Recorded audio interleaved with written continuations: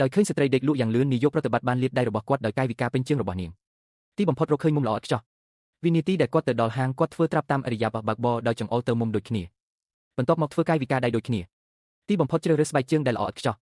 ពេលស្ត្រីភ្ញាក់ពីដំណេកសៀវលេងយ៉ាងត្រជាក់ដោយបោះសម្លៀកបំពាក់ឲ្យនាងប្រាប់នាងឲ្យផ្លាស់ប្ដូរសម្លៀកបំពាក់សាមរបស់នាងប៉ុន្តែស្ត្រីនោះស្ទាក់ស្ទើរផ្លាស់ប្ដូរជាពួកគេ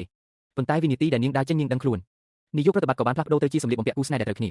គាត់បានរើសសម្លៀកបំពាក់នេះជារៀងរហូតប៉ុន្តែគាត់ធ្វើដោយគ្មានតម្រុយទាំងស្រុង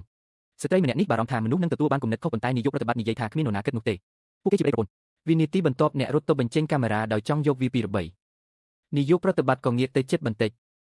ស្ត្រីនោះនិយាយមិនចេញសោះប៉ុន្តែនៅពេលនេះតូគឺពេញទៅដោយចាន